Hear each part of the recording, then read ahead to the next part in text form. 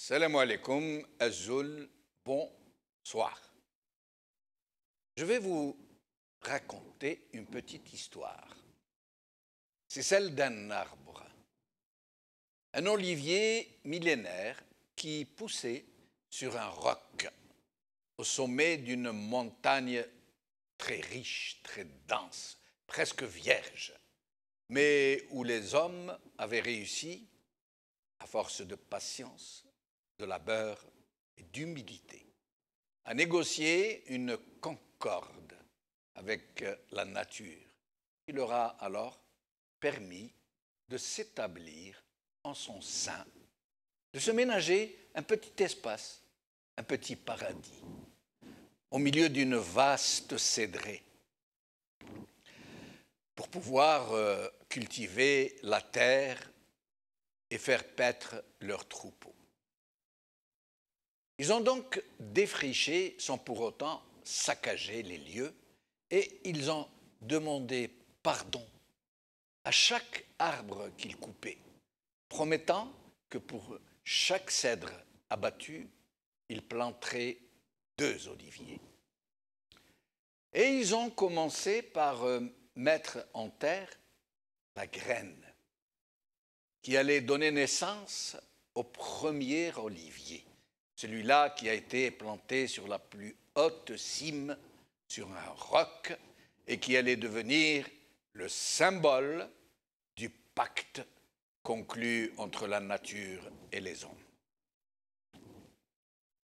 Une osmose naquit ainsi, en ces lieux bénis, entre des hommes qui ne ménageaient pas leur peine et la terre nourricière qui leur avait ouvert ses bras. Ces hommes étaient travailleurs et emplis de joie, respectueux de cette nature au milieu de laquelle ils prospéraient. Et c'est ainsi que naquit une petite communauté sobre, laborieuse, emplie de gratitude pour la terre-mère. Le premier petit hameau s'est agrandi au fil des âges et une autre communauté issue de la première en sortit, qui alla chercher un autre endroit à défricher, plus haut dans la montagne ou plus bas vers les plaines grasses, un peu comme un essaim d'abeilles qui quitte la ruche mère pour aller fonder une autre communauté un peu plus loin. Des petits villages naquirent ainsi, de plus en plus haut perchés ou de plus en plus éloignés, dont tous les habitants étaient frères de sang, puisqu'ils étaient loin de tout et qu'ils n'avaient pas d'autre choix que de se marier entre eux. Des siècles passèrent, puis des millénaires. La communauté s'était élargie au fil du temps, puis se dispersa de plus en plus loin. Des étrangers vinrent. Des étrangers sont venus, qui ont été accueillis en frères et qui se sont mêlés, qui ont mêlé leur sang à celui des premiers habitants, dont la langue et les coutumes s'enrichirent d'apports, de ferments, de germes, de graines nouvelles, parfois venues de très loin. Et c'est ainsi que la communauté première est devenue une nation, où tous les habitants étaient frères, non plus seulement par les liens du sang, mais aussi par ceux de la cohabitation, de la proximité, du bon voisinage, de l'union contre l'adversité et du destin commun, puisque tous étaient liés par les mêmes contraintes sur la même terre et ils avaient tous les mêmes rêves. Ils avaient réussi à force d'intelligence et de bienveillance, les uns pour les autres, à inventer une forme de gouvernement qui puisse conduire la communauté, désormais nationale, vers des horizons lumineux pour continuer d'aller vers le bien, vers le meilleur, dans le respect du pacte conclu avec la terre-mère. Et c'est ainsi que dans chaque village, une petite assemblée constituée des plus sages et des plus intègres de la collectivité furent choisis par tous. Les élus savaient qu'ils devaient se sacrifier, se dévouer pour l'intérêt collectif, qu'ils auraient donc moins de temps à consacrer à leurs propres affaires, à leur propre famille, à leur propre travail. Mais ils savaient l'importance de leur mission et sa noblesse. Et ils étaient heureux d'être utiles à leurs frères, à leur génération future. La même forme de désignation a été adoptée pour choisir les élus au plus haut niveau de la communauté nationale. L'intégrité, le dévouement, la compétence. Le peuple vivait ainsi, heureux, dans un pays au paysage fabuleux, où la nature était aimée, protégée, préservée, dans un beau pays, aux mille beautés, entre lumière blonde et terre généreuse, au bord de la mer face à la grande bleue, de petites plages protégées du vent, des criques riantes entre ciel et vertige. Au milieu du pays, des plaines blondes, des montagnes fières. Au sud, un immense désert, mais qui n'est désert que par le nom, puisqu'il regorge de richesses, mais surtout de générosité, où l'hospitalité, le don de soi, le don de ses propres richesses et la bienveillance sont les vertus cardinales, jamais démenties.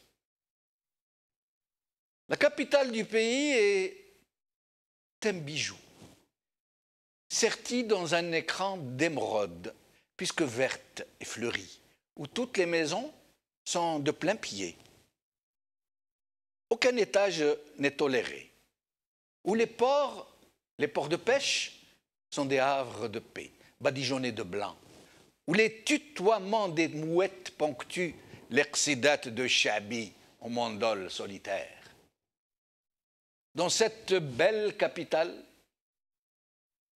la culture, la beauté sont reines. Aucune maison ne ressemble à l'autre, toutes construites avec amour et originalité, par ceux-là même qui les habitent. Et quand ils ne savent pas y faire, c'est tout le monde qui s'y met pour les aider à faire leur nid. Les seules ressources du pays étaient issues du labeur, du génie, de la persévérance. Et le partage des richesses était fait avec justice, à chacun selon son travail. Et les plus faibles, ceux-là que la nature ou le malheur avait diminué, passaient avant tout le monde. Ils y étaient aimés et choyés et ne manquaient de rien. Mais revenons à cet olivier millénaire qui avait été le premier arbre planté par la communauté matricielle. Cet olivier avait donc été planté, comme je vous ai dit, au sommet de la montagne, sur un roc. Et la nature avait posé une seule condition pour permettre à la première communauté de s'installer en son sein, que cet arbre serait le signe par lequel elle saurait si les hommes avaient respecté ses engagements à son endroit et entre eux-mêmes, les uns avec les autres, pour toujours vivre selon les principes et les valeurs convenus. Si cet arbre dépérissait, les avait-elle avertis?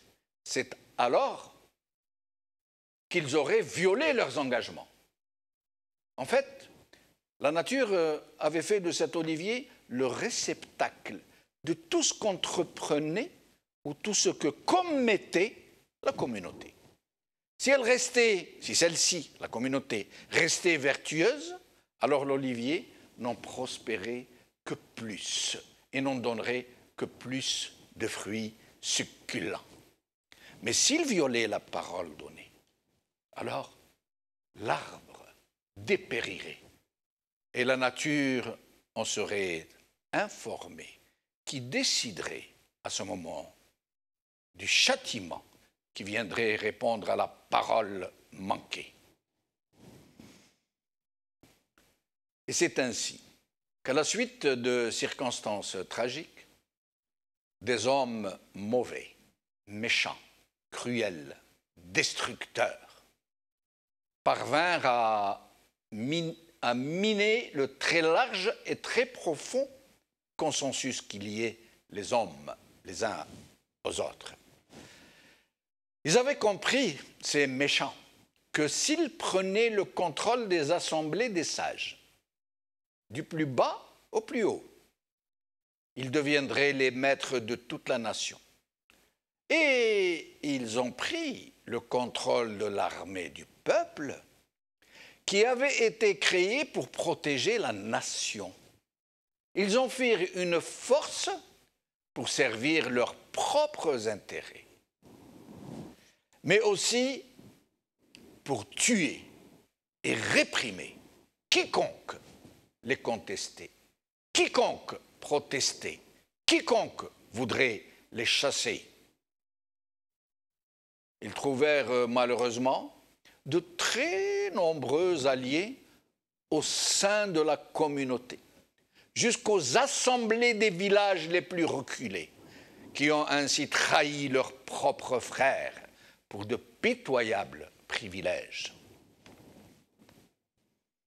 On vit alors l'olivier dépérir, ses fruits se racornir sur leurs branches, puis tomber.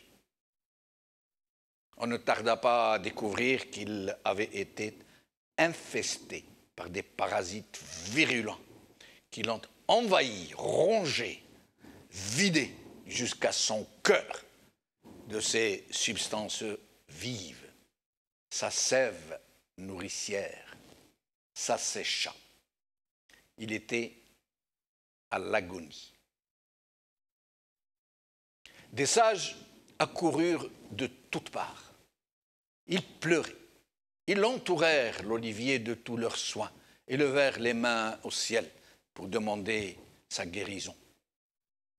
Jusqu'à ce qu'une vieille dame, dont on dit qu'elle était la mémoire et la conscience de toute la nation, se leva et harangua toutes les bonnes âmes qui étaient au chevet de l'arbre vénérable.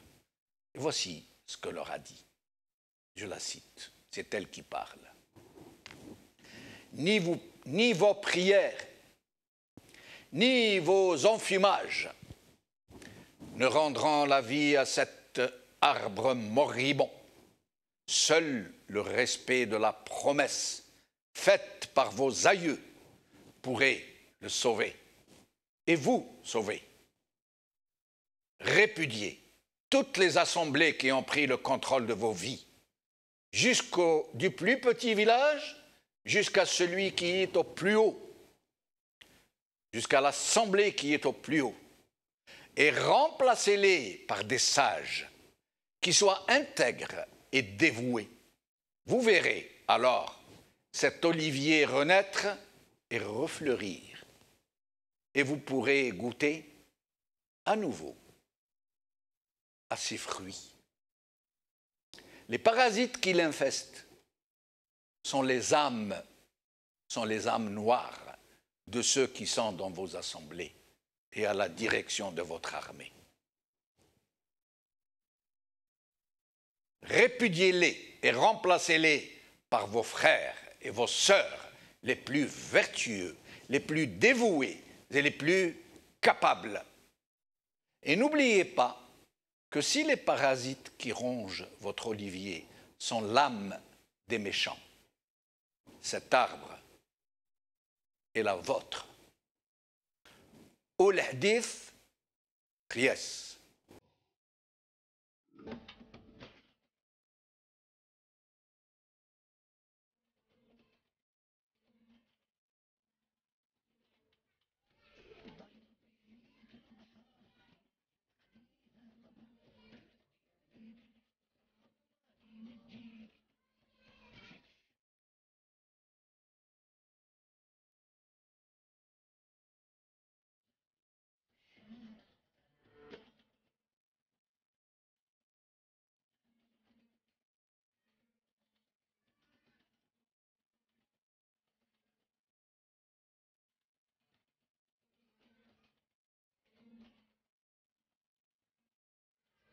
الجزائر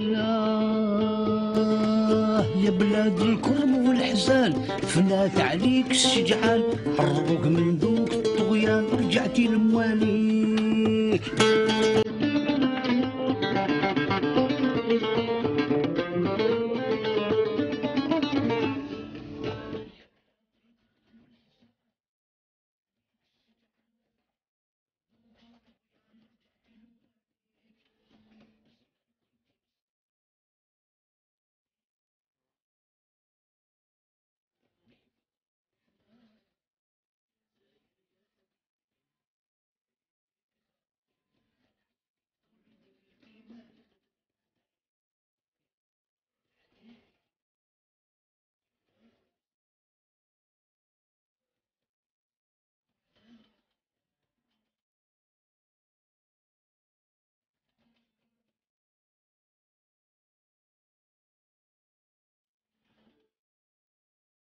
Algérie, entre virus et virus.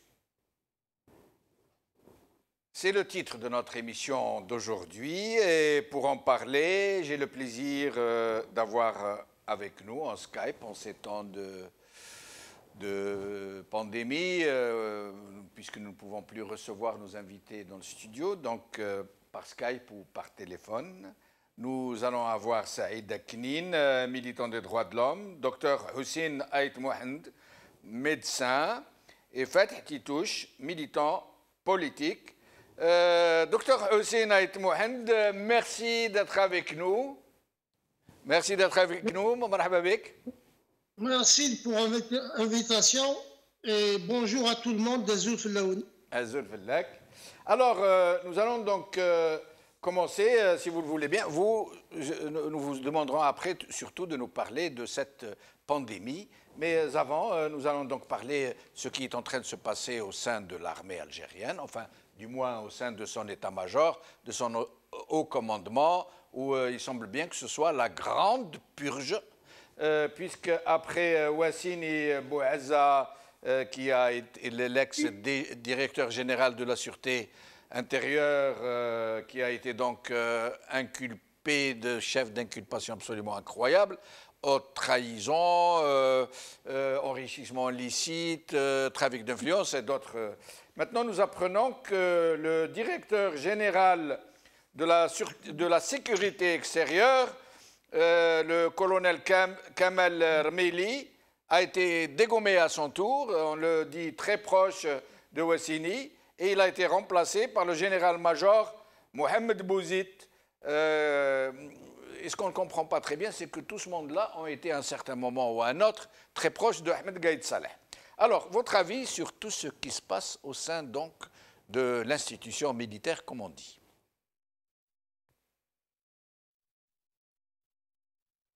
Est-ce que vous m'entendez? C'est une question qui s'adresse à moi, si Benchenou. Oui, elle s'adresse à vous et vous êtes en direct avec nous. J'ai passé le permis de conduire, j'ai passé le bac, j'ai passé le doctorat. J'ai jamais eu une question aussi difficile que celle-là. C'est vrai qu'elle est difficile. Elle est difficile pour nous tous, hein. ايه درك واش نقول لك انا والله هذا السيد هذا واش اسمه والله ما نعرفه خلاص جو كونيسي قايد صلاح باسكو الله يرحمه مي سيت كيستيون جو بونس تخلطت بيناتهم ولا je ne sais pas. Pour le moment, je viens de l'apprendre, ça fait pas très longtemps, c'est ce matin que j'ai eu quelques informations. Peut-être que j'ai pas eu l'information complète. Oui, mais Hussein Ait Mohand, on ne vous demande pas tant de commenter le détail ou les secrets d'initiés, puisque presque personne ne sait ce qui se passe. C'est un blockhouse, c'est quasiment verrouillé, personne ne peut entrer à l'intérieur, ils sont entre eux, c'est le culte du secret. Mais ce qu'on aimerait que vous nous disiez, justement, que cette armée qui a le véritable pouvoir, le pouvoir réel, pourquoi en est-elle arrivée à un tel point? C'est-à-dire maintenant, il y a des dizaines de généraux qui sont en prison, d'autres qui sont en fuite, des centaines d'autres qui ont été mis à la retraite. Donc, c'est surtout de ça dont je voudrais que vous nous parliez. Ce que je peux dire pour le peu de connaissances que j'ai, je ne suis pas un politicien affirmé, mais je suis un Algérien comme tout le monde et comme tout Algérien qui se respecte. On a tous un avis, du plus bas niveau politique jusqu'au plus haut. Moi, je dirais une chose, c'est que ce n'est vraiment pas le moment de nous rajouter mahna ala mahna. إذا كانت المحنة ديجا نتاع البترول هو هابط وزيد المحنة نتاع الفيروس je développerai un peu plus parce que attention جماعة les choses sont sérieuses et le plus sérieux n'est pas encore arrivé, ça va être encore plus difficile. ونزيدوا encore l'armée هذه كما تقول là vraiment c'est grave pour nous et très grave même. Et à un certain moment pendant le Hirak, la principale revendication, le principal credo des manifestants, des millions de manifestants, était Madaniya, Machi Askariya. Et c'était la transition qui aurait dû permettre à l'armée, donc de partir, enfin au chef de l'armée, de partir doucement, en transition, et de laisser la place doucement, petit à petit, progressivement, aux nouveaux représentants du peuple algérien. Or, il semble que non. Non seulement ils ne veulent pas partir, mais ils sont en train quasiment de s'entretuer pour pouvoir rester. Et là est la question, parce que le Hirak était une chance pour toute l'Algérie, les militaires aussi, comme vous dites. Oui. Il aurait pu avoir une transition à l'amiable. Il y a beaucoup de pays où il y a eu transition de l'armée au civil. Malheureusement, chez nous, pendant plus d'1 an maintenant, il n'y a toujours pas cette transition. Et je crois que يقولوا بالعربية حكومة مدنية ماشي عسكرية et l'armée elle dit حكومة عسكرية ماشي مدنية. Voilà la réponse. Donc alors, maintenant, oui. Voilà, وين رايحين.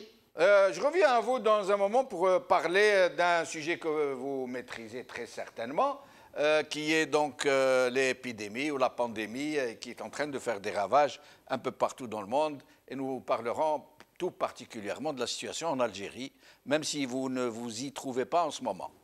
Alors, Saïd Aknin est avec nous. Saïd, marhaba bik, merci d'être avec nous. Salam Jamaldin, bonsoir tout le monde, merci beaucoup pour l'invitation. C'est toujours un honneur et un bonheur de retrouver un frère. Merci. Et par l'occasion, je remercie les hommes et les femmes de l'ombre qui, grâce à eux, nous permettent aujourd'hui à ce que cette émission ait lieu, et aussi mes vifs remerciements à cette jeunesse qui est la locomotive de l'histoire, qui est en train de se mobiliser toute seule, avec beaucoup de courage, de dignité, d'inventivité, de créativité pour faire face à la pandémie. Merci Saïd. Alors, au sujet donc de cette purge, il n'y a pas d'autre mot, hein. En attendant la nuit des langues couteaux, hein, on est en train de parler, on est en train d'envisager le pire.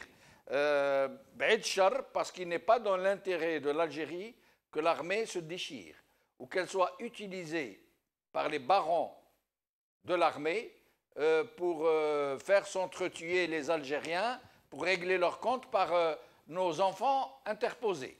Donc voilà qu'une nouvelle affaire, après Wassini et Bouazza, et bien d'autres dont on nous dit qu'ils ont été mis à la retraite, qui étaient autour de Bouazza Wassini, d'autres aussi auraient été mis en prison.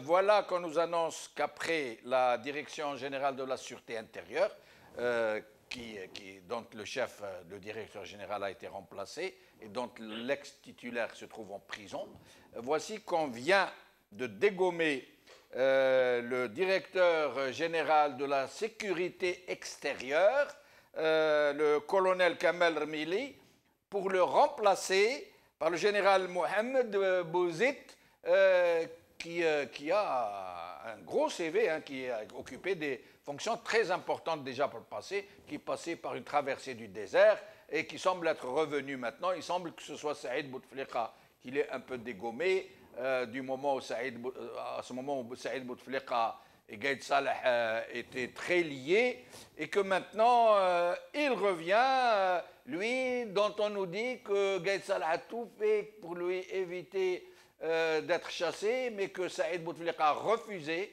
Et donc le revoilà comme directeur général de la sûreté extérieure et que son prédécesseur est en prison très probablement, s'il n'a été renvoyé à ses foyers. Qu'est-ce que vous pensez de tout ce charivari Saïd Aknin? En effet, Jamaldine, si tu me permets 2 minutes. Oui, oui, bien sûr. Tu avais fait une si belle introduction. Merci. En commençant par l'Olivier. Et j'aimerais bien vous lire un extrait d'une réponse de Mouloud Mamri à Jean Pellegrini, lui demandant quel était son arbre préféré. Oui. L'arbre de mon climat à moi, c'est l'olivier. Il est fraternel et à notre exacte image. Il ne fuse pas d'un élan vers le ciel comme vos arbres gavés d'eau. Il est noueux, rugueux, il est rude. Il oppose une écorce fissurée mais dense aux caprices d'un ciel qui passe en quelques jours des gelées d'un hiver furieux, aux canicules sans tendresse. À ce prix, il a traversé les siècles. Certains vieux troncs, comme les pierres des chemins, comme les galets de la rivière, dont ils ont la dureté, sont aussi immémoriaux et infaillibles aux épisodes de l'histoire. Ils ont vu naître, vivre et mourir nos pères et les pères de nos pères. À certains, on donne des noms, comme à des amis familiers ou à la femme aimée. Cet arbre, l'olivier, c'est comme le peuple algérien. Seulement aujourd'hui, nous vivons un épisode de l'histoire qui nous rappelle tristement d'autres épisodes alimentés par l'un des attributs de ce système, à savoir l'opacité. Depuis l'indépendance confisquée, Boumediene s'en est débarrassé de Boussouf. Chedli s'en est débarrassé de Qasdi Mirbah. Zerouel a pris avec Ribtchin. Bouteflika s'en est débarrassé de Belkhir. Gaïd Salah s'en est débarrassé de Toufiq. Pardon, Saïd. Juste une petite interruption. Bouteflika s'est débarrassé de l'Arbi Belkhir, mais aussi de tous les généraux de la décennie rouge, puisqu'il les a noyés dans la masse des généraux qu'il a nommés, de la douzaine de généraux qu'on avait connus.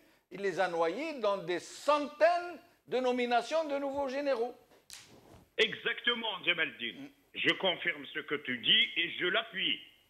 Et aussi, actuellement, ce qui est en train de se passer dans cette lutte de gang par des rites sacrificiels et des offrandes pour le peuple, c'est pour dire qu'il y a une continuité de fonctionnement et à chaque fois qu'il y a une succession, il y a une guerre à couteau tiré autour de l'accaparation des richesses du pouvoir, des circuits informels de la richesse et des circuits informels de l'argent. Là, il y a un certain nombre de questions qu'il va falloir se poser. À l'instant T, n'analysons pas l'empirique. À la mort de Gaïd Salah, est-ce qu'une autopsie a été faite? Si tel n'est pas le cas, pourquoi qu'elle n'a pas été faite? Et si elle n'était pas faite, est-ce que ça nous ouvre aujourd'hui la possibilité d'interpréter ce qui s'était passé, non pas comme une mort naturelle? Ça, c'est le premier élément. Et ça, je crois, quand on voit actuellement ce qui se passe, cette volonté de s'en débarrasser, du moins de ce qu'on essaye de nous offrir, de s'en débarrasser de tous les proches de Gaïd Salah. Bouaziz Zawassini était un proche. Mais derrière tout ça, il y a des centaines d'officiers qui parfois sont intègres, auxquels on a mis fin à leur carrière.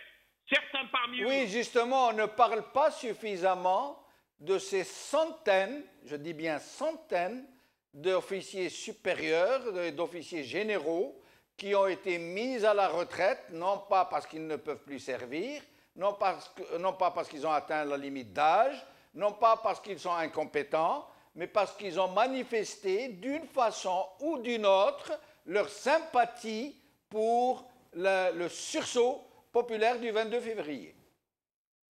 Parfois, oui, en effet.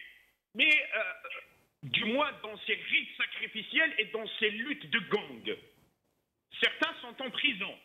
Évoquant maintenant, d'une façon très succincte, certains chefs d'inculpation. Enrichissement illicite. Ça veut dire quoi? Ça veut dire à un certain moment, ils étaient tous en train de s'enrichir, et comme il y a certains qui n'étaient pas inscrits dans le pouvoir absolu d'un gang, ils se sont débarrassés d'eux. Maintenant, en faisant l'inventaire des richesses... Ça veut dire, Saïd, si j'ai bien compris, tu voles, tu t'enrichis illicitement et tu restes tranquille, il n'y a pas de problème. Mais si tu bouges, si tu n'es pas d'accord avec nous, tu deviens un voleur. Tout à fait. Atteinte à l'autorité de l'État, c'est du même acabit. Espionnage en faveur des forces étrangères. À aucun moment, il y a eu des enquêtes approfondies pour pouvoir éclairer l'opinion publique sur tous les chefs d'inculpation qui ont été rapprochés. Oui. Qui ont été reprochés. Oui. Et là, effectivement, c'est de là que ça dénote que ceux qui sont en train de guerroyer, ils le faisaient à un certain moment par population civile interposée. Les populations civiles interposées, moi je vous donne une preuve. L'un des éléments, l'une des preuves de cette guerre par population civile interposée, c'était les 200 000 morts et les 20 000 disparus et des assassinats politiques. Ça, c'est quand, au commandement militaire, s'enrhume, il crée un séisme dans la société. Et restez avec nous, Saïd, je reviens à vous dans un moment. Fatih Titouche, merci d'être avec nous. C'est moi qui vous remercie, M. Dolchinouf, et je remercie, enfin, je salue tout le monde, tous ceux qui nous regardent. Merci. Alors, Fatih Titouche, vous qui êtes militant, qui suivez de très près, à qu'à consulter vos pages pour voir combien vous êtes attentif aux événements. Alors, quelle est votre lecture de ces événements dont on ne parle pas suffisamment, je crois? Rares sont les pays, même qui vivent sous la férule de régimes despotiques, qui subissent autant de bouleversements au sein du vrai pouvoir, où des gens sont mis en prison par dizaines, où d'autres sont condamnés à des 25 ans de prison, des 15 ans de prison, qui sont accusés de choses vraiment infamantes, d'autres qui se sauvent à l'étranger, qui sont condamnés par contumace, comme Habib Chentouf, à qui on a saisi tous les biens, et ils sont énormes ces biens. Ou alors Khaled Nazar, qui a été obligé de s'expatrier. Qu'est-ce qui se passe au sein du vrai pouvoir, Fatih Titouche? Je crois que vous l'aviez dit, en fait, vous, avec votre introduction, Saïd aussi un peu. Et en fait, là, il y a des phénomènes, il y a de l'actualité, des opérations comme ça qui arrivent. Mais nous, on s'intéresse plutôt au système. En fait, ce qui se passe, c'est que des généraux partent, d'autres arrivent. Des personnalités influentes sont mises en prison, d'autres personnalités émergent, mais au final, en fait, tout ce qui se passe, c'est que on protège le système. Et ce système-là, en fait, pour le comprendre, alors Saïd est parti à l'origine de ce système-là, qui est la confiscation de l'indépendance. Que veut dire la confiscation de l'indépendance? C'est la confiscation de la souveraineté populaire, en fait. C'est de sortir le peuple, finalement, de l'équation, de cette équation-là qui tend toujours à trouver un équilibre pour que le système puisse continuer. Et c'est de là que commence tout. En fait, ce régime-là est né d'un viol. Il est né de la violence et du viol. Alors, on a violé le droit du peuple à sa souveraineté et aussi de la violence, avec de la violence, avec la violence des chars, de l'armée qui a pris ce pouvoir-là. À partir du moment où ce régime-là est né de cette façon-là, il est condamné en fait à survivre. Il est condamné à tout faire pour survivre parce que toute chute de ce système va nous ramener à l'origine, va dévoiler l'origine de ce système et donc va faire tomber tout le monde, c'est-à-dire toute cette histoire-là va être découverte par tout le monde, mais cette fois-ci d'une manière officielle et non officieuse. Donc, ces désignations, comme vous le dites, oui, effectivement, quand on s'intéresse à ces opérations-là ponctuellement, on va trouver que, en fait, c'est la reproduction de ce qui a été déjà fait, c'est-à-dire essayer de retrouver cet équilibre-là. Donc, on va éliminer des personnalités qui ont servi à un temps T, et puis on va essayer de faire émerger d'autres personnalités, mais ça ne change absolument rien du tout à la nature de ce système qui est opaque, qui est mafieux, et qui est loin d'être le système que nous voulons, c'est-à-dire un système des institutions qui fonctionne avec de la transparence, dans lequel, quand il y aurait un scandale, il y aurait derrière un journaliste vertueux qui a fait de l'investigation, dans lequel il y aurait des preuves, il y aurait des choses que nous pouvons confirmer et qui serait loin de toute spéculation où finalement tout ce que nous avons comme information, c'est des fuites, c'est des bruits et puis des actions aussi, c'est-à-dire des nominations et des limogeages, puis des arrestations, etc. Donc du coup, le fond du fond, en fait, c'est que, et ça serait le deuxième sujet, mais il y a un rapport avec le politique. Le fond du fond, c'est que nous vivons, comme tout le monde, comme le monde entier, une crise sanitaire, dans laquelle, en fait, l'élément le plus important pour survivre, pour faire face, est la confiance, l'implication du peuple algérien, c'est-à-dire, pour ce qui nous concerne, l'implication de tous les citoyens et la collaboration et la coordination justement, de tous les Titouche, nous allons y venir, mais justement. Je finis juste. Oui, je vous en prie. L'idée, c'est que ce système-là, en fait, qui est né de la violence, ce système-là qui fonctionne dans l'opacité, est condamné justement à gérer l'État, à gérer les affaires de ce peuple-là et de ce pays par le tout sécuritaire. C'est-à-dire que pour eux, tout est sécuritaire. Il n'y a rien d'autre. Et pour nous, pour le peuple, nous n'avons pas confiance. Et donc, du coup, c'est pour ça que, par exemple, quand cet État-là décide d'ouvrir un fonds de solidarité, ben, personne n'est capable de donner un sou à ce régime. Parce que nous ne faisons pas confiance à ce régime, nous ne faisons pas confiance à ses ministres, nous ne faisons pas confiance aux institutions de l'État. Et c'est là, en fait, le fond du problème. Et je pense que vous l'avez très bien introduit par votre introduction.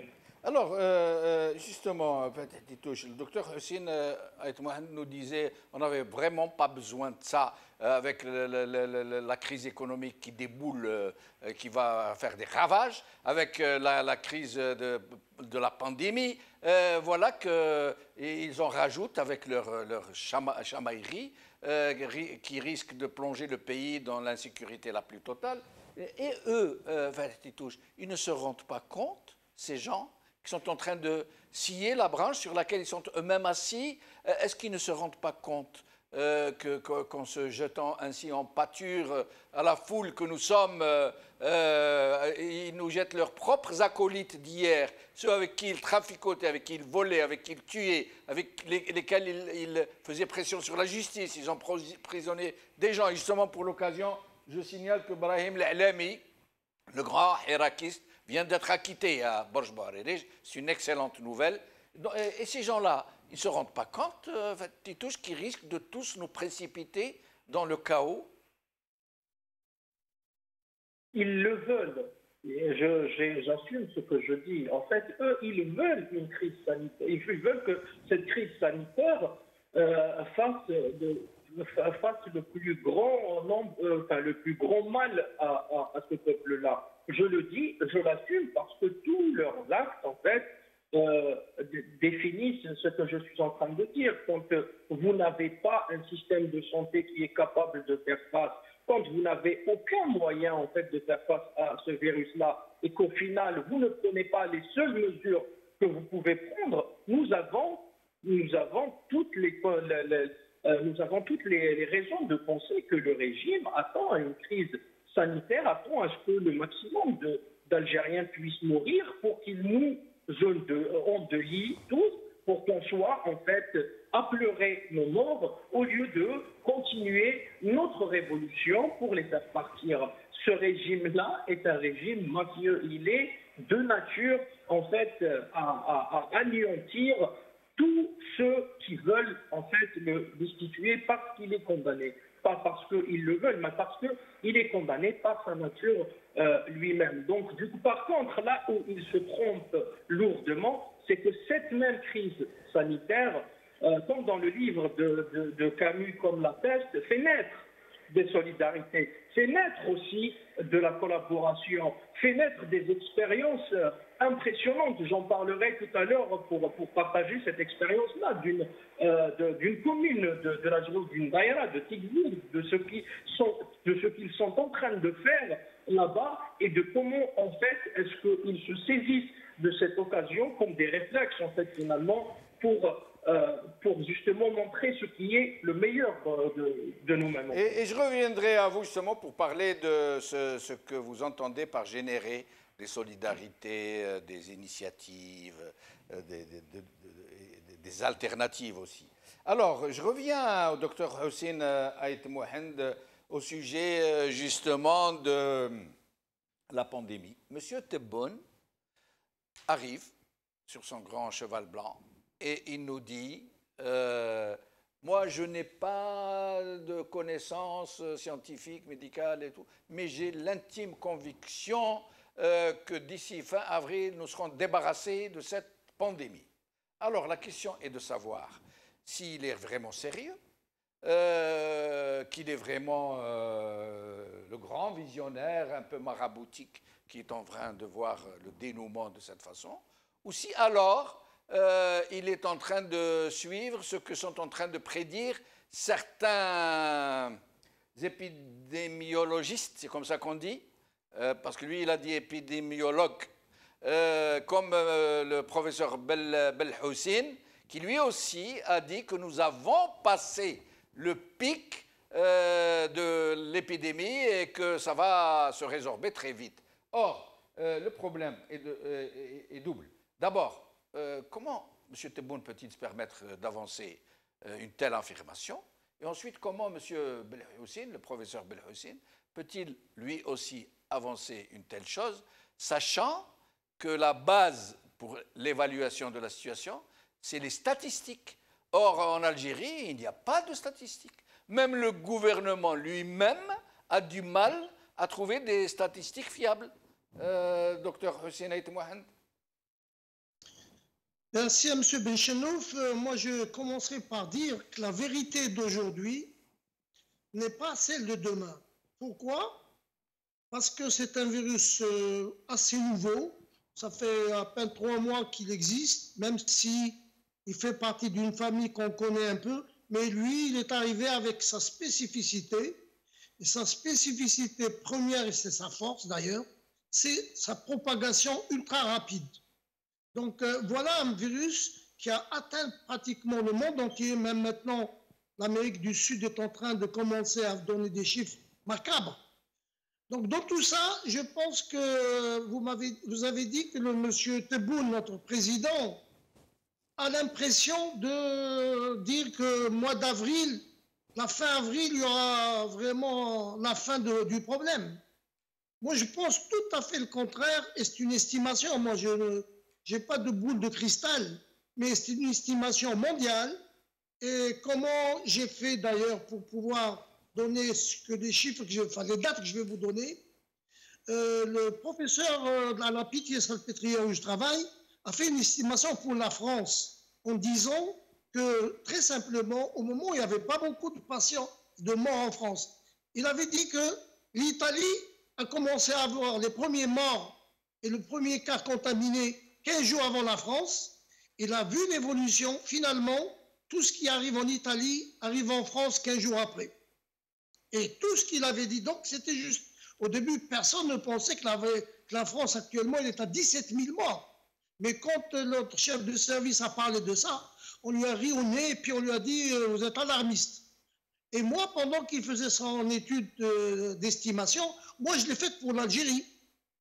Donc, j'ai calculé aussi à partir de quand donc l'Algérie a eu son premier cas. C'était, vous me rectifiez, M. Benchenouf, si je me trompe, c'était un Italien, mais le vrai problème a commencé à Blida. Oui, oui. Et je me rappelle, je peux au fait dire un petit mot d'abord entre parenthèses. J'ai téléphoné le lendemain en Algérie. D'ailleurs, je suis en contact régulièrement avec mes confrères algériens, que je félicite au passage pour toutes les batailles qu'ils mènent actuellement de bout en bout d'Algérie. J'ai téléphoné à l'ambassade, personne ne m'a répondu. J'ai téléphoné au consulat, ouf, j'ai eu quelqu'un, je lui ai expliqué que j'étais médecin, que je ne suis pas le seul dans mon cas, et que s'il y a une liste qui se prépare pour aller en Algérie, j'irai, je suis le premier à m'inscrire, et bien sûr bénévolement. Bien sûr, j'attends toujours la réponse. Hein. Donc, je vous disais pour M. Tebboune, moi je pense malheureusement que, j'espère me tromper, hein, je pense que la fin avril, qu'on aura le pire des cas, le pire nombre des morts, c'est en fin avril. Et Inch'Allah que je me trompe, mais les premières petites améliorations auront lieu à partir de l'Aïd. Moi, j'ai fait le calcul, c'est-à-dire à partir du 25-26 mai. Alors, pour vraiment vous donner quelques petites estimations, et je ne veux surtout pas paraître comme étant quelqu'un de mauvaise augure. Docteur Hussein Ait Mohamed, moi, j'aimerais profiter de votre présence avec nous pour vous demander quelques petites explications de texte. D'abord, pourquoi dit-on que le coronavirus existe depuis longtemps et que ce n'est pas nouveau, mais qu'il a juste muté? Est-ce qu'il s'appelait déjà coronavirus avant?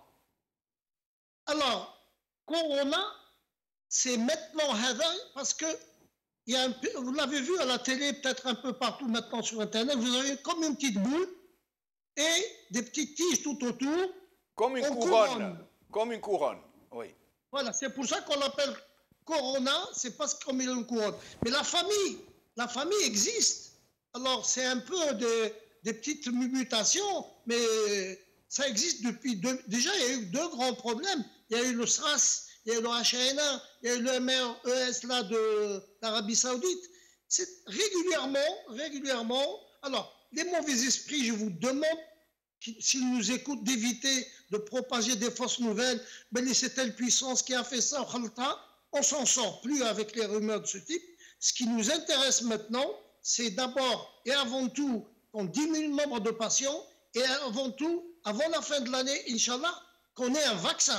C'est ça qui va sauver l'humanité. Mais avant d'arriver là, je ne peux pas vous donner plus d'informations concernant ce virus, sinon je vais vous prendre toute votre émission. Alors, la deuxième question. Quelle est la différence entre respirateur mécanique et lit de réanimation? Alors, le lit de réanimation, c'est un lit, comme son nom l'indique. Il y a par contre plus que... ça sert à toutes les réanimations. Donc, il y a des gens qui ont des problèmes pulmonaires. Alors, la spécificité première de ce virus, le Covid-19, c'est d'abord l'infection, la fièvre, et pas tout le monde, hein. Alors, d'abord, oui. C'est 80 à 90% des gens qui ont le Covid-19, le coronavirus, on l'appelle aussi Covid-19, oui. Mais ils n'ont rien. Donc, il reste la vingtaine de pourcents. Il y a peut-être 5 à 15% qui n'ont rien. 5%, particulièrement des personnes âgées, pas toujours, oui. Des gens qui ont des pathologies anciennes, qui font des complications, surtout pulmonaires. Ils peuvent faire autre chose, hein, oui. Mais c'est surtout le poumon qui partit, comme on dit en arabe. Oui. Et il n'y a plus rien, il n'y a plus de poumon. Donc, oui. Dans un premier temps, en attendant sa régénération, et surtout en attendant enfin des traitements efficaces. Avant que je n'arrive à la question cruciale, le traitement qui est donné en Algérie maintenant, j'assume ce que je vais dire, n'est pas le traitement qu'il y aura demain. Alors, on s'est précipité dans le traitement. Oui, oui. Bon, maintenant, je ne dis pas que c'est mauvais, mais il y a eu précipitation quand même. Alors, justement, nous savons un peu tous, on n'est pas médecins, mais nous savons que pour lutter, il faut de préférence des tests de dépistage, ce que l'Algérie ne peut pas se permettre, c'est trop cher. Nous savons qu'il faut donc les mesures barrières, les mesures de protection comme le masque et autres mesures, mais nous savons aussi que ça dépend énormément pour les gens qui atteignent la phase critique respiratoire, qu'il faut des respirateurs ou des lits de réanimation. Monsieur Tebboune avait commencé par nous dire qu'ils avaient 2500 respirateurs. Or, avant lui, le ministre de la Santé avait déclaré que nous n'avions que 400 respirateurs. Et avant de rétro-pédaler après la déclaration de Tebboune, pour nous dire non, non, vous m'avez mal compris, je ne disais pas 400, il a pédalé dans la farine. Et après, M. Tebboune, qu'est-ce qu'il fait? Après ces 2500, il monte jusqu'à 6000. Nous avons 6000 respirateurs. Plus que la France au même moment, puisqu'à ce moment-là, la France avait 5000 avant de pouvoir se procurer 9000 autres, puisqu'ils sont à 14 000, nous dit-on aujourd'hui. Alors, qu'en est-il réellement des respirateurs en Algérie? Chauffe, c'est Ben Chenouf. Moi, je vais vous dire une chose. Moi, je fais un appel confraternel à tous les médecins ou tous les fonctionnaires du ministère de la Santé. Les mêmes qui donnent des chiffres, qui prennent la parole gentiment, sans esprit de polémique, ou au contraire, dans un esprit national. Nous sommes des Mouatinin Jazairiyin et nous aimons notre pays et aucun ne peut nous mettre en cause cette qualité. هذه نحوها قال هذا في فرنسا ولا اسمه يا خويا انا كان اللي يقول واحد كما الشهاده اللي شاهد مسلم حنا اللي يقول نبغي الجزائر algérien parce que jusque là c'est les mêmes qui parlent à la télé. Nous connaissons des infectiologues à Alger, à Oran, à Nabar, on les connaît. De temps en temps, ils l'arrachent, ils la prennent la parole. Qu'on sache la vérité. Comment voulez-vous qu'un d'ici, on va m'étiqueter, je suis algérien, fier de l'être, baraket. Donc moi, je pense que M. Tebboune doit balayer autour de lui, maintenant tant qu'il est temps, et qu'on ne lui donne pas des informations fausses qui le font dire en avril, il y aura la fin du virus, ou alors qu'on nous dise qu'il y a 6000 lits de réanimation. Donc, ces gens-là, j'en connais quelques-uns, je ne sais pas, je ne vais pas les critiquer bzaf, mais ils ne valaient pas grand-chose il y a 20 ans et ils n'ont pas changé. Je les vois encore de temps en temps à la télé algérienne. Donc voilà, c'est Ben Chenouf. Il faut un peu plus de clarté. Un chanteur kabyle dans une de ses chansons, c'est de la métaphore. Hein. Oui, oui, bien sûr.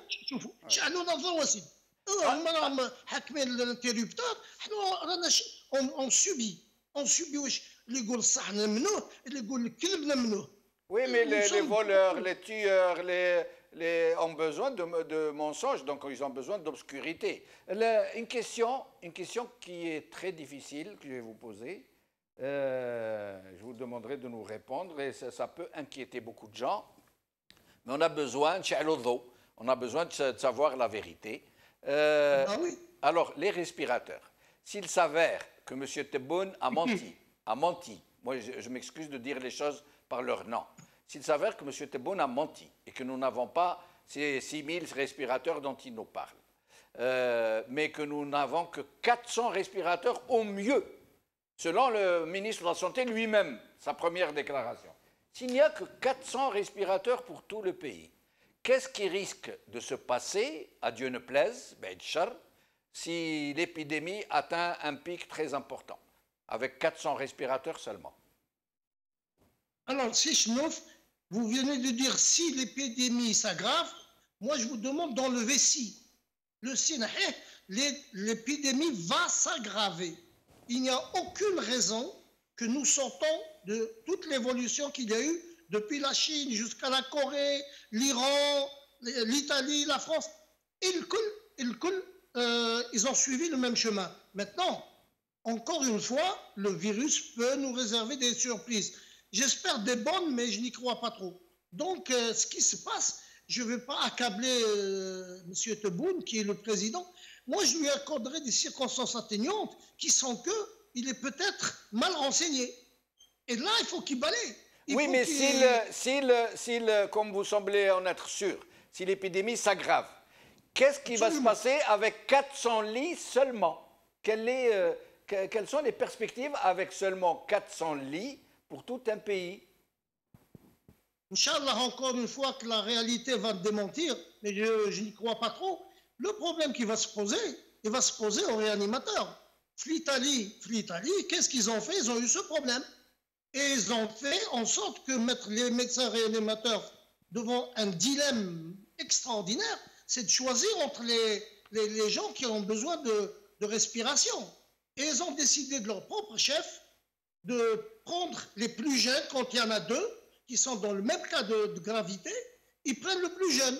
Et j'ai peur que mes amis et confrères réanimateurs en Algérie, ils vont se retrouver dans cette situation. Encore une fois, j'espère que je vais être démenti, mais moi, j'y crois pas. Restez avec nous, docteur Hossein Mohand. Je reviens à Saïd Aknin. Saïd Aknin, avant de passer au sujet de l'épidémie, de la pandémie, qu'est-ce que vous pensez qu'il risque de se passer au sein de cette junte, appelons-la comme ça, puisque c'est le cas, qui semble complètement perdre les pédales et qui risque de plonger le pays dans l'insécurité, d'engager la sécurité de tout le pays à cause d'affaires, d'ego, d'intérêts, de gros sous. Qu'est-ce qui risque de se passer, selon vous, si l'on y prend garde? Jamal-Din, là où pas le malheur, croit aussi ceux qui sauvent.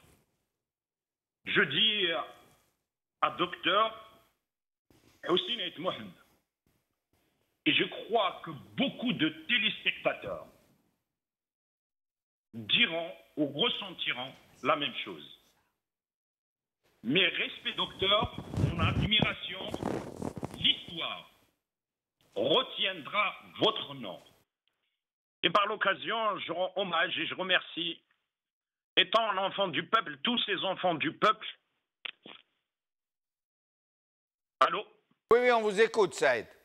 Tous ces enfants du peuple, ces équipes médicales, ces éboueurs, ces agents de protection civile, les chauffeurs et la jeunesse qui sont en train de donner une leçon au monde de par leur courage et leur bravoure. Le régime et sa colonne vertébrale qui croit que le peuple algérien lui appartient et l'Algérie lui appartient risque d'acheminer le pays au bout du gouffre. Les règlements de compte vont s'accélérer, les purges vont s'accélérer et le plus grave encore, ils pourront éventuellement entraîner le pays dans une guerre civile par casquette interposée. Je profite de cette occasion d'appeler les Djounoud, les militaires, d'appeler les enfants du peuple, les officiers supérieurs, de ne pas compromettre l'avenir de l'Algérie, la souveraineté nationale, la souveraineté territoriale pour des intérêts mesquins de ceux qui ont des étoiles usurpées. Ces généraux n'ont pas d'intérêt que squatter les institutions, voler les richesses. Mais Saïd, comment faire?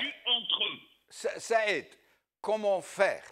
Qu'est-ce que vous conseillez à nos compatriotes? Qu'est-ce que vous conseillez à nos compatriotes qui sont au sein de l'armée? Parce qu'il n'est pas question de jeter l'anathème sur l'armée. Nous parlons de prédateurs qui ont pris le contrôle de l'armée. Mais l'armée est au service du peuple. Elle est là pour protéger le peuple. Qu'est-ce que vous conseillez à nos compatriotes et à nos compatriotes de l'armée pour nous éviter le pire, pour ne pas laisser ces gens qui ne demandent qu'à en découdre, d'en découdre par l'intermédiaire d'Algériens interposés? Jamal-Din, dans les années 90, le commandement militaire faisait ses rééquilibrages par population civile interposée. Dans les années 2000, à travers certaines associations et certains partis politiques, par leurs agents dans les associations et dans les partis politiques. Depuis le 22 février, la Silmia leur a imposé un confinement. Et de par ce confinement, ils se sont retrouvés retranchés dans leurs espaces et ils sont tués entre eux. J'ai l'habitude de dire que nous n'avons rien à apprendre au peuple. Les simples militaires, les officiers supérieurs, certains certains officiers supérieurs et certains officiers sont les enfants du peuple. L'institution militaire appartient au peuple algérien et le commandement militaire, c'est la trahison de l'histoire, la trahison de cette institution. Donc, aux militaires de s'y inspirer de ce qu'est en train de faire la jeunesse dans l'auto-organisation, c'est-à-dire servir l'espace de pouvoir qu'ils ont, c'est-à-dire ne faire que leur mission régalienne, à savoir sécuriser les frontières, sécuriser le peuple algérien et la souveraineté nationale, qu'ils se limitent à leurs fonctions régaliennes et ne pas obéir aux ordres ou aux luttes de clans des généraux qui vont les livrer par la suite à la vindicte populaire ou qui vont en finir complètement avec eux. La décennie noire, la décennie rouge, nous renseigne que 80% de ceux, même plus, qui ont perdu la vie, ce sont des simples Younoud, ce sont des enfants du peuple. Les enfants du peuple vont défendre toujours le peuple algérien et moi j'ai la certitude que... Mais Saïd, pardon, les sous-officiers, les officiers et même les officiers supérieurs sont aussi les enfants du peuple. Tout à fait, c'est ce que je dis, Djemeldine. Non, vous avez dit les Jounoud. Ça veut dire c'est pour corriger. Moi, j'ai compris que vous n'avez pas voulu dire ça. C'est pour corriger que ce n'est pas seulement les Jounoud, c'est aussi les sous-officiers, les officiers et même les officiers supérieurs. C'est ce que j'ai dit, Djemeldine. Oui. C'est ce que dit Djemeldine. Pardon, Saïd, il y a le docteur Aitmouad qui veut intervenir très rapidement, oui. Houssina Aitmouad. Ah, on ne vous entend pas, pardon. Oui, allez-y. Je dis que j'ai coupé la parole à quelqu'un que j'aime beaucoup, c'est l'étoile montante de l'Algérie, Inch'Allah, notre ami Saïd Aknin. Mais c'est juste pour dire une chose, je n'évite pas la politique, mais je vais dire 2 mots, pas plus. Oui. Moi, j'aime bien mon pays, et si mon pays est en danger de frontière ou quelque chose, je vous rappelle que je suis un ancien officier de réserve, je le suis toujours, j'ai 70 ans, j'ai fait mon service militaire dans la 4e région, puis Ouigla, donc je connais bien la frontière libyenne. Aujourd'hui et demain, je suis prêt à aller reprendre la tenue pour défendre mon pays. Je peux être d'accord avec Aknin, à tout ce qu'il dit, mais on garde encore l'amour de notre pays. Donc, ne faisons pas du sabotage binetna, on se coupe. Non, je crois qu'il n'a pas dit sciemment, quand il disait Jounoud. Moi, j'ai compris Saïd, il parlait de toute l'armée, quoi. Tous les éléments de l'armée. Non, je ne parle pas de Saïd. Je bois ce qu'il dit, Saïd, je le bois. Oui. Non, je m'adresse à ceux qui gouvernent pour leur dire, je suis d'accord avec Saïd, mais je suis d'accord avec ce que je pense aussi. D'accord, je reviens à vous dans un moment. Je vous rends la parole, Saïd. En effet, Djemeldine, en fait, moi j'ai dit les Jounoud, les officiers supérieurs. J'ai envie juste de dire à docteur que je vous aime beaucoup. C'est la 2e ou la 3e fois que j'ai écouté ce qu'il dit. Et encore une fois, il fait encore une fois une preuve de patriotisme désintéressé à ne pas comparer avec l'absence de patriotisme de ces gouvernants qui ont ramené le pays vers la situation de chaos où il se trouve actuellement. Moi, j'ai confiance, Djemeldine. J'ai confiance. Alors, Saïd, j'aimerais que vous nous finissions avec ce sujet pour que je vous pose une question sur la pandémie, si vous permettez. Donc, Djemeldine, j'ai confiance dans les enfants du peuple. Un enfant du peuple ne trahit jamais son peuple. Un enfant du peuple est toujours au service du peuple. Un enfant du peuple est toujours au service de la patrie. Moi, personnellement, tout comme docteur, si demain notre pays est en danger, ce n'est pas les enfants de tel général ou de tel général qui sont en train de se la couler douce dans les capitales de l'Occident qui vont donner leur vie pour la patrie. Mais c'est nous qui sommes enfants du peuple. C'est les Jounoud qui sont enfants du peuple. C'est les officiers qui sont enfants du peuple. C'est les officiers supérieurs qui sont enfants du peuple. Alors, Saïd, je me permets de vous interrompre. D'abord, quelques informations. Le ministre de la Santé, lors d'un entretien à Liberté, déclare des choses. En gros, tous les chiffres que nous donnons ne sont pas faux. Nous sommes en train de donner les vrais chiffres. des personnes affectées, des personnes guéries, des personnes décédées. Il est en train de nous dire qu'il n'y a pas de mensonge, tout ce que nous vous disons est vrai. D'un autre côté, le club des magistrats. Alors, c'est une information très, très importante. Le club des magistrats, rappelons que le club des magistrats est composé d'environ 1000 magistrats qui refusent de rendre la justice sur injonction de leur hiérarchie, du pouvoir politique ou du vrai pouvoir qui est l'armée, qu'ils sont vraiment sur la sellette.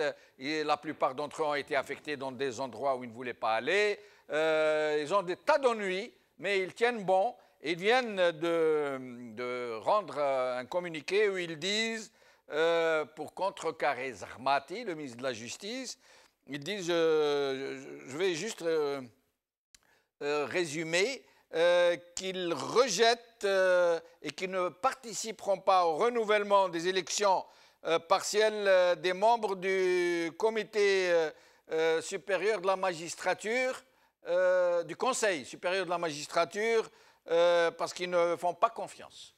C'est très très important, d'autant plus que M. Zahmati semble être sur la sellette, puisque c'est l'un des deux bras armés, si je peux dire, de l'ancien chef d'état-major Ahmed Gaïd Saleh, que son acolyte Wassili Bouazza est déjà en prison, et qu'on parle de son éviction très prochaine, si ce n'est de son incarcération.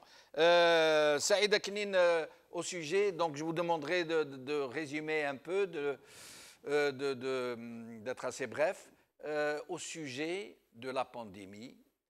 D'après vous, oui, d'après vous, qu'est-ce qui va se passer? Juste, j'ouvre une parenthèse par rapport à cette lutte de clans aujourd'hui qui est en train de s'opérer. Oui. Tout à l'heure, Fatah avait parlé d'un problème de système.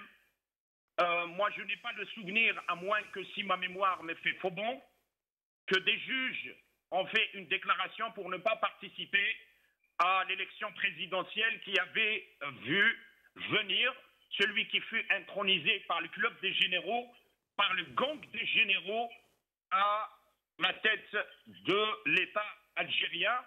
Et aujourd'hui, quand le bœuf est par terre, c'est là qu'il y a foisonnement de couteaux. Nous disons une chose qui est très simple. Si maintenant on veut que ça change, ce n'est pas en étant un instrument dans cette symphonie macabre clanique, mais c'est de prendre une position une bonne fois pour toutes et de dire que la justice a quitté les palais, que la justice, que toutes les condamnations de nos frères qui sont aujourd'hui dans les prisons se sont faites en dehors du cadre des lois de la République, et le Conseil constitutionnel devrait être autonome et il ne doit pas être présidé par celui qui fut intronisé. C'est ça la séparation des pouvoirs, et ce n'est pas simplement participer à une élection ou à une autre. Alors, on en arrive, Saïd, donc à cette pandémie, au coronavirus, au Covid-19. Oui. Alors, il semble que la situation puisse s'aggraver très rapidement. Le docteur Aït Mouhand vient de nous en parler, vient de nous dire ce qu'il en pensait. Il dit tout peut arriver. Hein. Je ne suis pas sûr que ça change parce que les virus peuvent muter, les gens peuvent développer des anticorps, un vaccin peut être trouvé, un traitement adéquat, etc. Mais il craint le pire. Il dit qu'au contraire de ce que dit M. Tebboune, qu'à la fin avril, la situation pourrait gravement dégénérer. À votre avis, Saïd, comment faire, puisque nous sommes seuls, nous n'avons ni amis étrangers qui pourraient venir à notre secours puisqu'ils s'occupent de leur propre société, de leur propre peuple respectif, ni d'État digne de ce nom qui peut prendre en charge la situation et nous protéger de façon vraiment efficace. Ce n'est vraiment pas le cas. Donc, qu'est-ce que nous devons faire, Saïd? Je vous pose la question, vous, en tant que citoyen, je poserai la question tout à l'heure au médecin qui est avec nous. Qu'est-ce qu'il faut faire pour essayer de nous prémunir contre ce fléau? Djemeldine, oui. D'abord, oui. Écoutons, si tout un chacun fait son métier, les vaches seront bien gardées. Écoutons l'autorité scientifique et non pas ce jeu fétichiste, sachant que l'adoration des fétiches Feticcio vient du romain et ça veut dire l'artificiel. Car cette déclaration disant que ce que je dis, ce n'est pas basé sur une certitude scientifique, mais sur un ressenti ou un sentiment, il y a une réplique qui vient d'être donnée par le syndicat national des Zawaya et qui ont pondu un communiqué. Si tu permets, je peux le lire très succinct, c'est juste 30 secondes, parce qu'ils sont en train d'appuyer cette construction du fétiche pour pouvoir encore une fois endormir et pour monter des mythes. Tebboune qui sort, Tebboune qui a la vision, alors que devant une telle, c'est une ineptie. C'est depuis quand qu'on peut gérer avec une vision, avec du fétichisme, c'est avec des plans d'action, c'est avec, c'est avec la science qu'on fait face à ce genre, et sinon pas avec du fétichisme. Et dans ce communiqué, ils disent بإذن الله تعالى الرؤية تقول أن الجامع الأعظم يفتح يوم 27 من رمضان لا قبله ولا بعده لحاجة يعلمها إلا الله وستظهر فيه ما يبشر بالخير يدشن من طرف السيد المحترم الرئيس عبد المجيد تبون. Et il nous parle de vision encore. Vous voyez comment on prépare certains esprits à une certaine forme d'esclavagisme volontaire. Ils ont dit Al-Rachid. Al-Rachid. Oui, bien sûr. Donc nous aussi, nous allons avoir notre Tebboune Al-Rachid. Après Haroun Al-Rachid. Mais c'est incroyable ce qu'ils sont en train de faire. Ils lui donnent des pouvoirs et ils mettent ça dans une vision. Mais c'est incroyable. Maintenant, effectivement,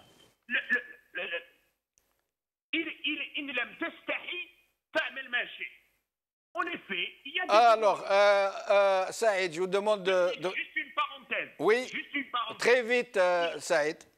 Oui, il y a une hypothèse de certains virologues dont fait partie Hussein, dont font d'autres, et même des travaux qui sont publiés dans la page de l'OMS, qui parlent d'un processus naturel de la Terre, et qui disent qu'à la fin du mois d'avril, il est fort probable que ce virus disparaisse.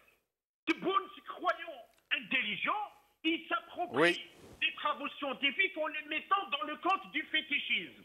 Alors que dans cette situation, on ne parle pas de est-ce qu'il va partir, est-ce qu'il ne va pas partir. On va parler des moyens qu'on a mis en place. Et restez avec nous, Saïd, excusez-moi de vous interrompre, il ne reste plus beaucoup de temps. Alors, faites Titouche, et après je reviendrai au docteur Hussein Aitouanda à qui je donnerai le mot de la fin. Alors, Fatih Titouche, est-ce que vous souhaitez encore dire un mot sur l'affaire qui est centrale dont nous parlons, la crise au sein de l'état-major, avant de passer à cette histoire de Corona? Non, sur cette crise, je pense que Saïd a dit beaucoup de choses avec lesquelles je suis d'accord et j'en ai dit moi ce que je pensais, donc ouais. Très bien. Alors, coronavirus. Plusieurs voix autorisées, compétentes, parlent d'une aggravation très prévisible en Algérie par rapport à beaucoup de facteurs objectifs, dont le manque de respirateurs, le manque de moyens, des hôpitaux complètement naufragés, manque de masques, de dépistage, j'en passe et j'en passe. Mais à votre avis, comment faire pour nous entraider, puisque l'État est absent, comment faire pour nous prendre en charge nous-mêmes par des mesures de solidarité, de confinement et autres? Qu'est-ce que vous préconisez? Qu'est-ce que vous aimeriez que nous fassions pour éviter le pire? Comme je le disais tout à l'heure, alors avant, en fait, il y a une précision, il y a quelque chose au moins sur lequel il y a quelque chose de bien ou une bonne nouvelle pour nous que la nature nous donne, c'est que nous sommes un peuple très jeune. Je pense que plus de 75% ont moins de 35 ans et peut-être on est dans les 80% qui ont moins de 50 ans. Donc du coup, nous sommes une population relativement jeune et qui peut résister d'une manière tout à fait naturelle à ce virus-là. Donc ça, c'est le côté où il n'y a pas d'intervention du pouvoir ni notre intervention. C'est comme ça. Nous sommes un peuple jeune, donc nous sommes normalement nous devons résister beaucoup plus que, par exemple, la France où nous avons une population beaucoup plus vieille ou, par exemple, d'autres pays.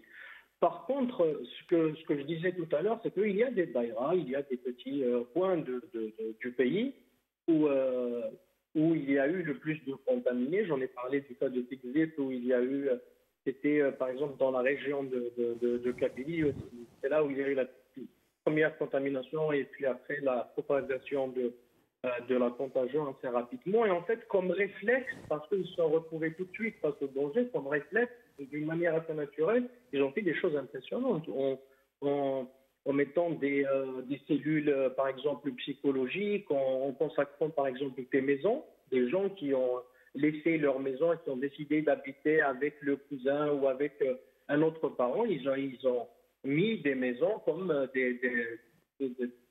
fait, des endroits d'isolation. Quand on détecte un cas de coronavirus, alors on le met là et il y a toute une cellule de médecins. Donc, quand il y avait la pénurie de la semoule, par exemple, ils ont décidé de contacter tous les commerçants et de centraliser la distribution des semoules pour que tout le monde ait ce qu'il veut et qu'on n'y aille pas dans une surenchère de stocker de la semoule, etc. Beaucoup de choses comme ça. Ils ont réussi à avoir des masques en faisant appel à des connaissances, en faisant appel à une communauté, à une association qu'ils ont, par exemple en France, qui a pu en fait récolter de l'argent, des fonds pour commander des masques. Enfin, quels sont ces réflexes collectifs dont vous nous parliez tout à l'heure qui sont générés par les fléaux, par les grandes crises? En fait, ça relève. Vous savez, avant le Covid, on parlait par exemple de l'autogestion. On m'avait dit que moi, j'avais dit que l'autogestion, en fait, elle n'est pas arrivée en Algérie parce qu'elle est propre à la violence. Alors, en général, dans le cas de l'histoire où il y a eu autogestion, c'est qu'il y a eu répression des pouvoirs en place, et puis il y a eu de la violence, les gens se protégeaient, tout de suite, ils mettaient en place des comités pour se défendre, etc. et tout, et ça se transformait en des structures et donc, du coup, à l'auto-organisation du peuple. Là, on est face à ça, en fait. On est face au danger de mort, justement, parce qu'il y a un virus très vilain qui est en train de faire un massacre à l'humanité entière. Alors, les gens, quand ce virus-là est arrivé dans cette région, eh bien, ils ont tout de suite eu des réflexes. Il y a des meneurs, des personnes qui se disent « mais qu'est-ce qu'on peut faire ?» Et ils se sont posé la question et ils ont commencé, en fait, à travailler beaucoup de choses.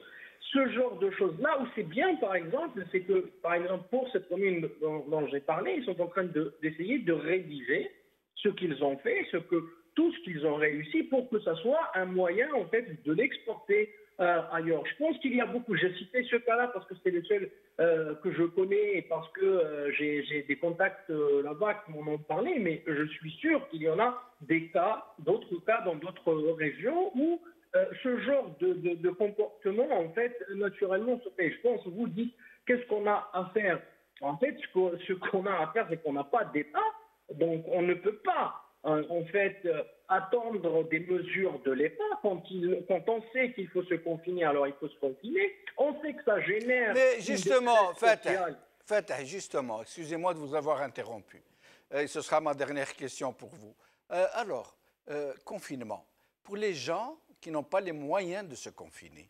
Exactement. Ces gens qui sont obligés de sortir pour aller ramener de quoi nourrir leur famille. Qu'est-ce que nous pourrions faire, nous, en tant que société, pour leur venir en aide?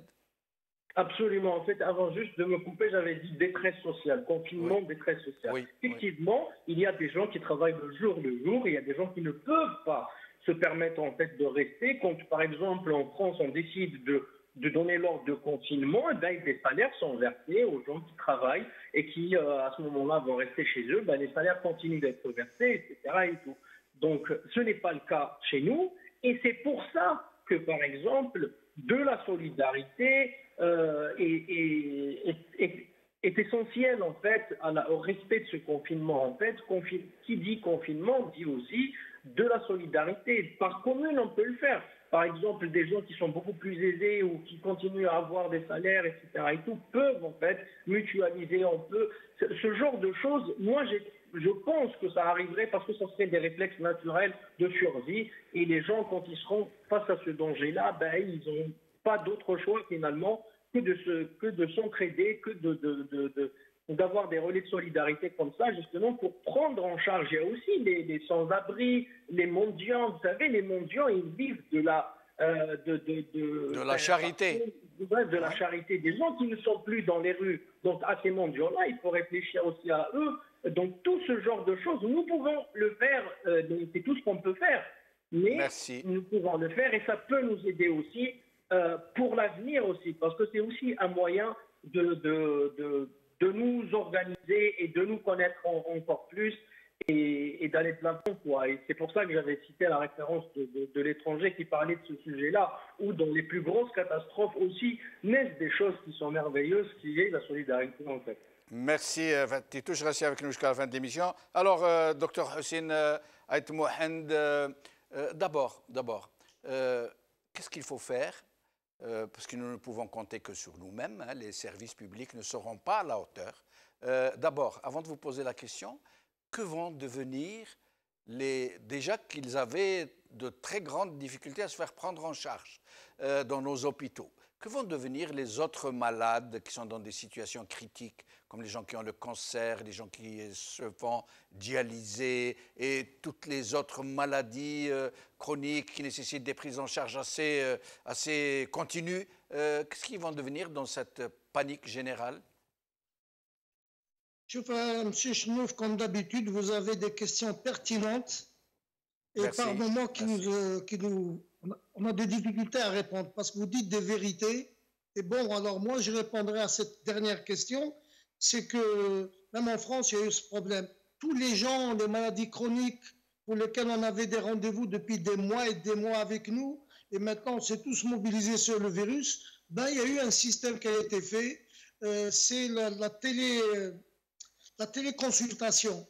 Donc, oui. Au moins, ce n'est pas tout à fait la consultation parfaite, mais c'est toujours ça. On a le patient à l'écran, il parle, il nous dit. Alors, dès qu'on voit qu'il y a un signe qui, quand même, peut faire passer à la gravité le malade, on le ramène.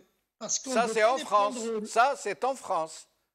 En France. Et en Algérie, où ce n'est pas possible de se faire télétraiter. Ce n'est pas possible. Voilà.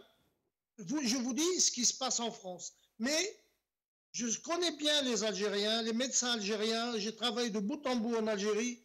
Je ne serais pas étonné, j'en suis même certain, qu'ils vont s'en sortir. Il y aura des dégâts, mais ils vont sortir la tête haute parce qu'ils ont un génie.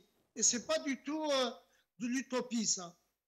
C'est une vérité. On a travaillé à des 45 de température et on a réussi à faire de la médecine, on a fait les neiges, et la preuve, c'est que vous êtes des milliers d'Algériens en France aujourd'hui, à soigner en France. Et en France, ils sont particulièrement très utiles en ce moment, puisque pratiquement la réanimation est assurée en grande partie, les urgences aussi, par des médecins algériens. Je ne sais pas les chiffres. Hein. On parle de 5 000, Lortugoul 15 000.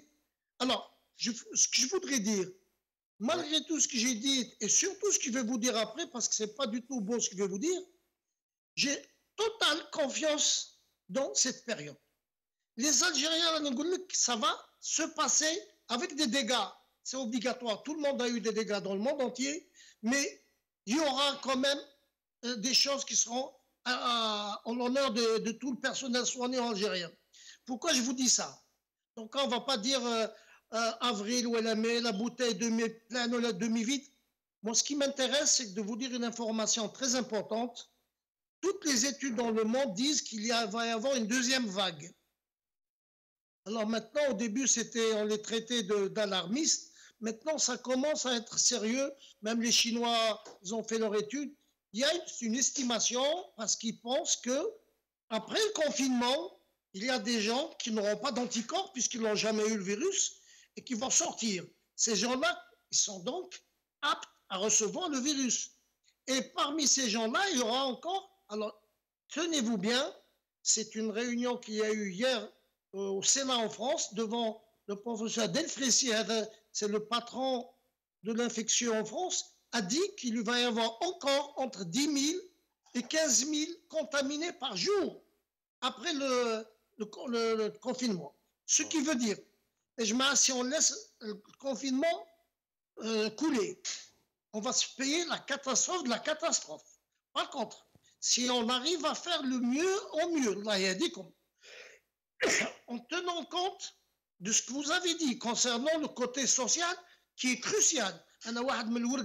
Sur une émission à vous, je crois, il a téléphoné en direct, je travaille journalier, si je ne travaille pas le jour avec, je ne mange pas le soir, et avec ses enfants. Alors, je préfère attraper le virus de Covid-19, oui. Alors, si je sors, il me faut sortir. Donc, je vais vous dire une chose aussi. Ça sera à marquer sur le truc des Algériens. Très vite, s'il vous plaît, parce que nous arrivons à la fin de l'émission. Donner à manger à tous les gens qui ne peuvent pas manger. Oui. Alors, juste une dernière chose. Oui. Oui. C'est juste pour dire que les derniers chiffres, je les ai pour l'Algérie. Bon, une population à peu près de 40 millions, on a 330 morts environ et 2170 contaminés. Peut-être ça a changé depuis hier. Je veux vous dire aussi qu'il y a eu 2 millions dans le monde de contaminés. Oui. Il y a 137 000 morts dans le monde. Et la région qui a le plus de morts et le plus d'infectés, c'est l'Europe, avec 90 000 morts et 1 million de contaminés. Les Américains sont à 30 000 et c'est le pays où il y a le plus de contaminés. Merci, Dr Hossein Ait Mohand. Excusez-moi de vous interrompre. Merci à vous. Et merci à Madame Ait Mohand pour ce beau décor qu'elle a mis derrière vous. C'est très suggestif. Vous savez que les œillets, ça suggère beaucoup de choses. Ça me rappelle un certain Portugal et une certaine révolution des œillets. Merci beaucoup à Madame Ait Mohand. Merci à Saïd Knin. Merci à Fatih Titouche. Merci à vous, chers amis, d'avoir suivi cette émission. Atekom Saha. Restons chez nous. Essayons de nous battre contre ce fléau qui risque de nous décimer et ne comptons que sur nous-mêmes et ne comptons que sur nos frères et nos sœurs qui sont au front, ces soignants et tous les gens qui sont en train de nous aider, ces soldats de l'ombre qu'on ne voit pas mais qui tous les jours risquent leur vie pour permettre à la vie de continuer dans ce pays. كثر خيرهم وربي يخلف عليهم واللي توفاو وربي يرحمهم واللي راهم toujours sur le front. J'espère que demain la première république algérienne, la nation reconnaissante, saura leur témoigner toute sa gratitude. يعطيكم الصحة بقاو على خير وربي يجيب الخير إن شاء الله.